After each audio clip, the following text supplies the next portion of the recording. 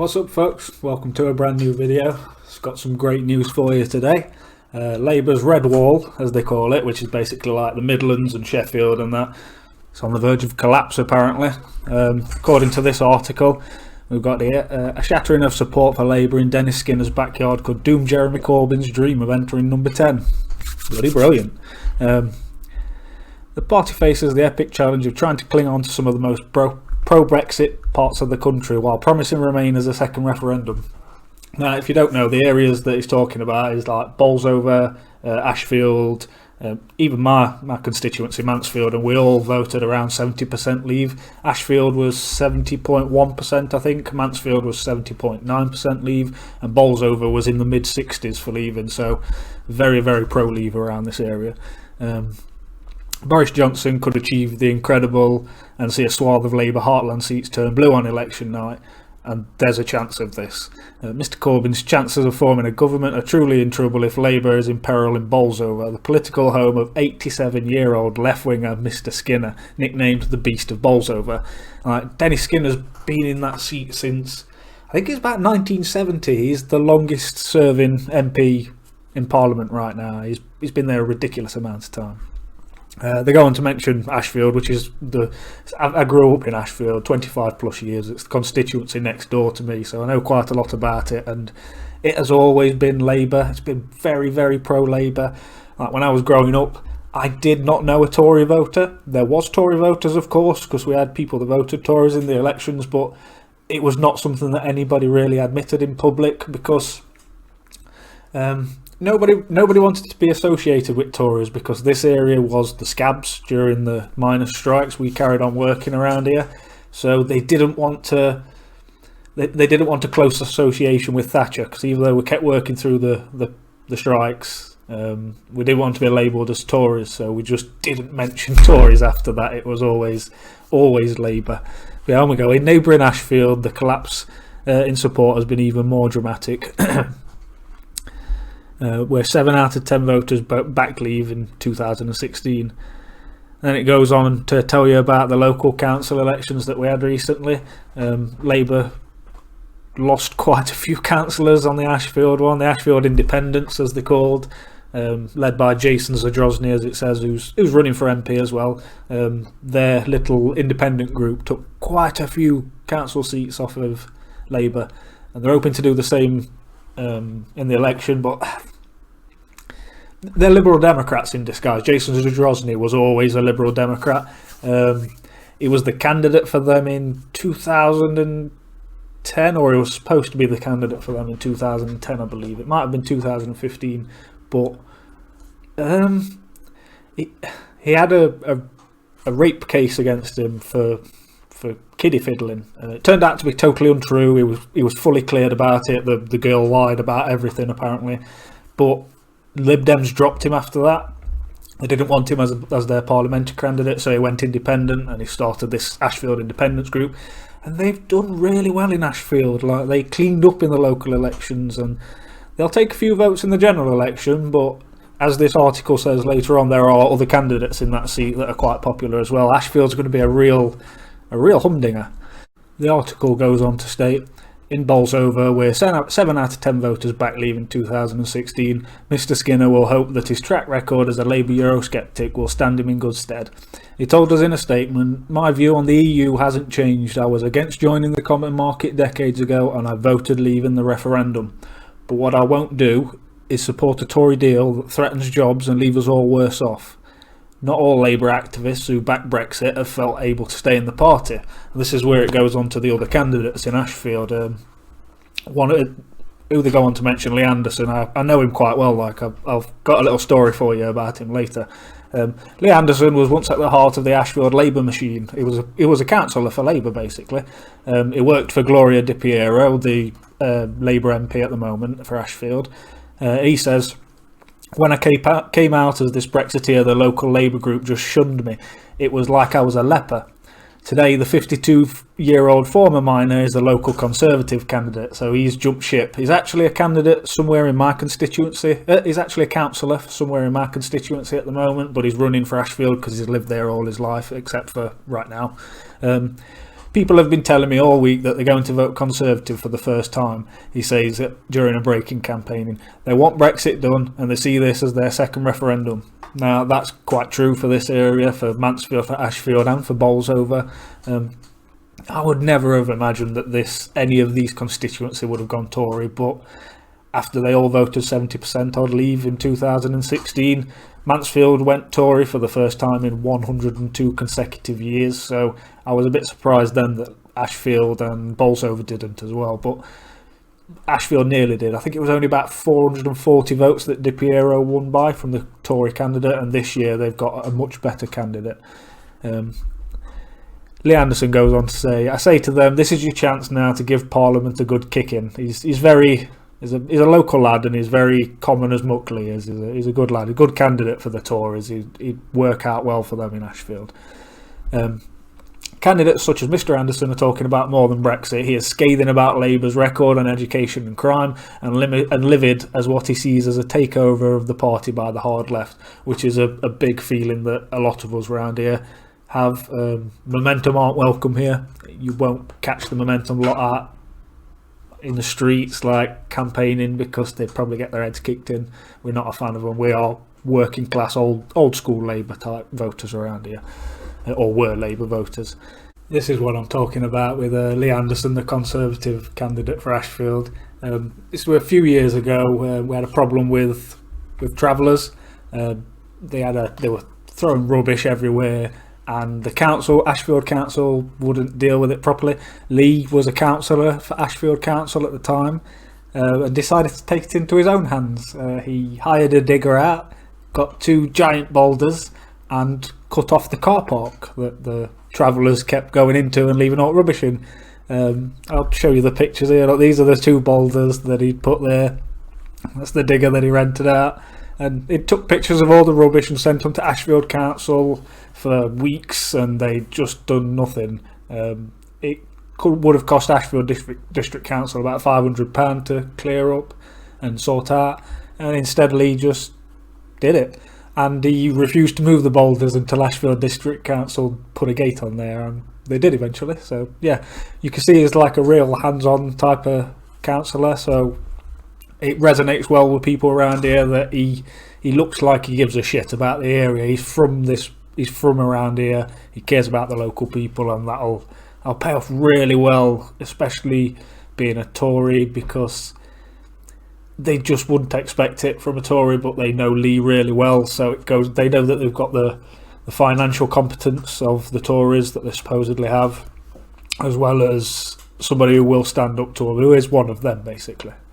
His Brexit Party rival is Martin Daubney, the former editor Lads Magazine Loaded, who was elected as an MEP there this year. And he says, there's a political promiscuity and a volatility the likes of which I have never seen in my entire life. He argues that it would have made sense for the Conservatives to have stood down in Ashfield, which I sort of agree with, because it didn't go Tory last time, but because of how good their candidate is this time in Lee Anderson, I can see why they've not stood down there. He says Boris would rather risk a hung parliament than let the Brexit Party get a beachhead in the Houses of Parliament, which I'm sure is quite true, but it's also because Lee Anderson has got a chance of winning there. The father of 2 is clear about his mission in the remaining weeks of the campaign. The biggest challenge is going to be turning apathy into hope. The coal miner's son dismissed HS2 as a way of getting Londoners around the country quicker, which is pretty much exactly what we think round here. It's a quicker way to get to London. That's all it is, pretty much. And he speaks of his desire to stop top talent being sucked away to London. You can be a brilliant football player in Nottingham Forest, but you'll get signed by Chelsea, he says. In the end, the best brains in places like Nottingham should just end up going to London, and it's the same nationwide, which pretty much is. Like, if you've got talent and you're from where I'm from, like Mansfield, Ashfield, you're not staying around here. There is nothing around here for you except part-time retail work, part-time factory work, and if you can find a job working from home, maybe that is it for this area. Ambition is also at the heart of the 34-year-old Conservative candidate. Bolsover this one. Mark Fletcher's vision for Bolsover. His mother died after falling down the stairs when he was 17 and he ended up living on his own. This didn't stop him excelling in sixth form and he won a place at Cambridge where he became president of the Students' Union.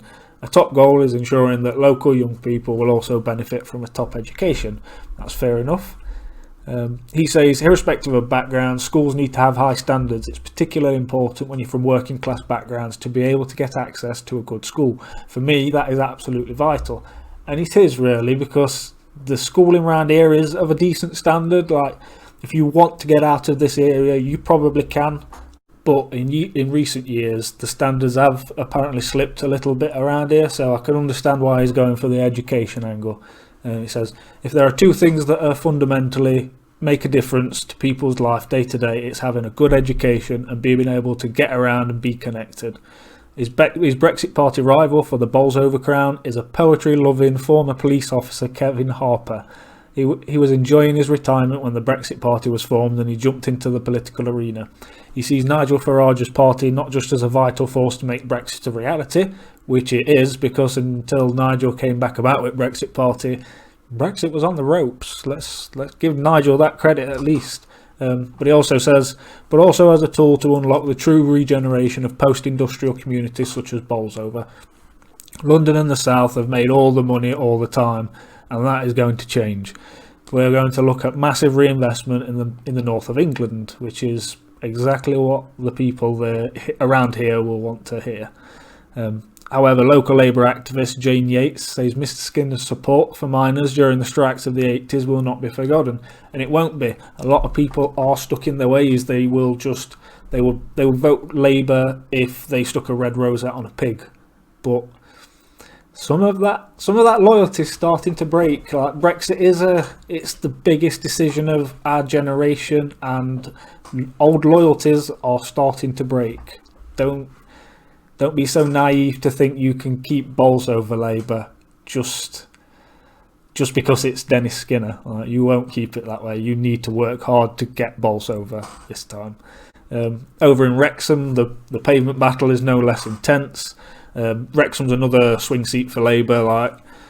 That's the one that we're looking at on election night, whether it goes to Labour or whether it goes Tory, because that's a big sign for the rest of the country, and they declare quite early, so it'll be one of the first results in.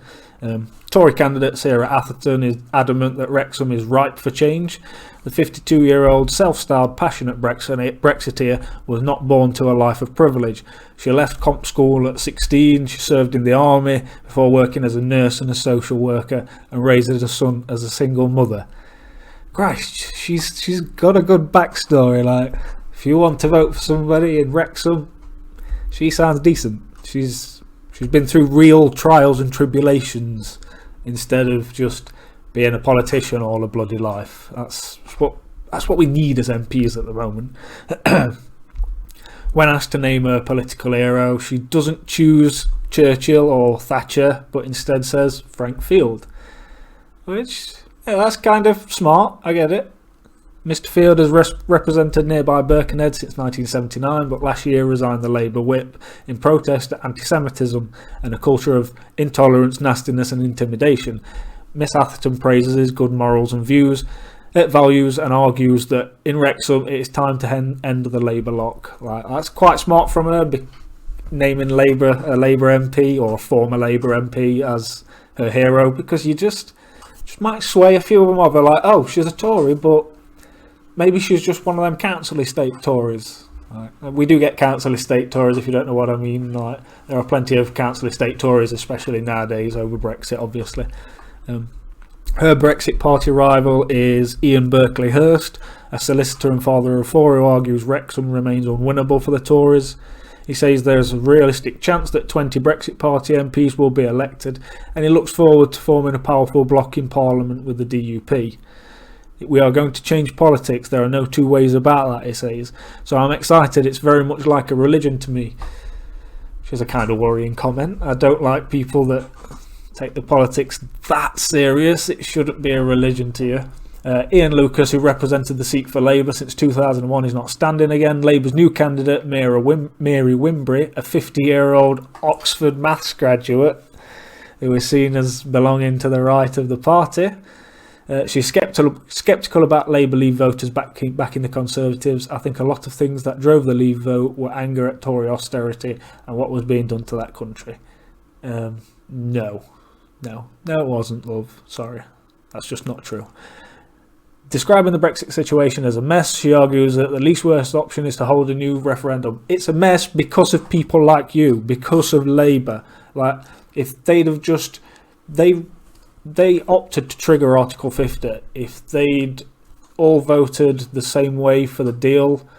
I don't want the deal, I still don't want Boris's deal, but if they'd all voted the same way for the deal, then it would have been less messy, because we'd have just gone straight into it. We'd already be in transition now, so... The mess is all yours, Flower. It's my name on the ballot paper, she says. We're going to be standing up for Wrexham, and that will be my priority. I've been a party member under a lot of different leaders, and I think they're wrong. And if I think they're wrong, I'll tell them. Yeah, of course you will, love. That's why you're still there under bloody Corbyn. And then the article ends with, the fate of the country could hinge on the decisions of voters in a cluster of constituencies that were at the heart of the Industrial Revolution. Britain's biggest parties neglect these men and women at their peril. And that's pretty much exactly what Labour have done. There were no Tory seats around here. There was no chance of a Tory seat around here until 2016. And then it started swaying. 2017 it went in a bit more overdrive when Mansfield went Tory. And this time round, it's going to be a bloodbath for Labour. Keep your eye on the middle of the country and in Wales, I think, during this general election on the election night, because there's going to be a few changes. Who would have ever thought that constituencies like Bolsover and Ashfield would have a chance of going Tory? That's an unbelievable thought, but this is politics in 2019. The Tories are now for the working man, and Labour are for the rich people, the London class, I suppose, the M25 class. That's all they're worth now. They're not for the working man. They don't represent the working class. Yeah, keep an eye on these constituencies on election night. They should be fun. See you later, folks. Take care.